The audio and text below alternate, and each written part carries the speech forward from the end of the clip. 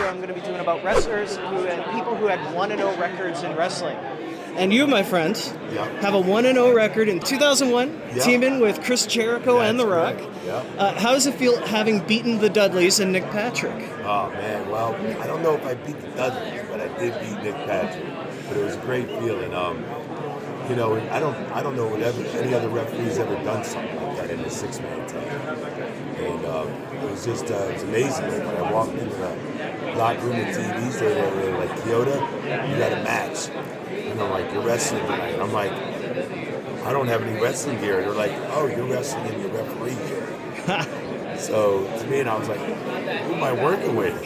They're like, oh, you're tagging up with The Rock and Chris Jericho. It's the Dudleys and Nick Patrick. I'm like, what? I'm like, am I going over or am I jobbing? Well, it's got to be like childhood dream come true for a lot of people. So they didn't give you any like time to train, practice, take bumps? No. Because I was going to ask you, it's like, so who worked with you to kind of get you ready for the judicial elbow as opposed to a people's elbow? Right.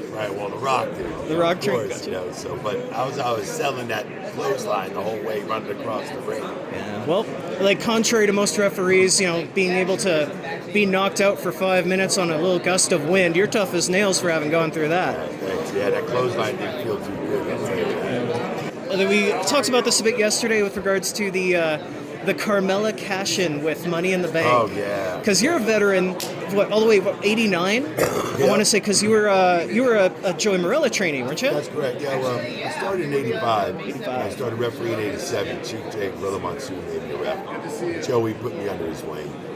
89, I made my debut on TV.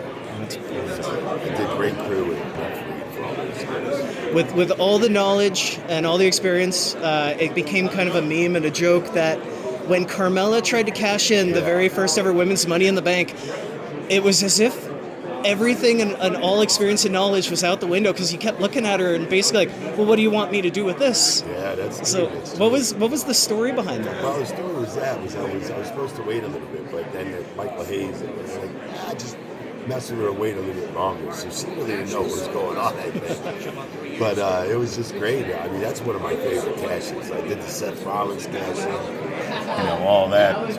WrestleMania 31, that was phenomenal. But I'll tell you, I've done the CM Punks, the Miz, I mean, there's a lot of cashes I've done. But Carmella, man, it's got to be number 2 in my book. Oh, she just absolutely lost her mind during that whole segment. Well, she broke my eardrum probably, too. A couple people in the first couple rows on top of that. yeah, it's true. Ric Flair's retirement match was also your retirement match. Yeah. So how did that, like, who reached out to who? Like, did they reach out and say, listen, you're my guy? Yes, yeah. So Rick reached out to Conrad Thompson. Called me. Yeah, we worked it out. And I'm still doing some matches. I just pick and choose what I want to do. Brilliant. Well, I gushed and simped yesterday and let you know, when I was a kid, it was you and Tim White were like my top guys. I appreciate you talking to me. Thank you so much.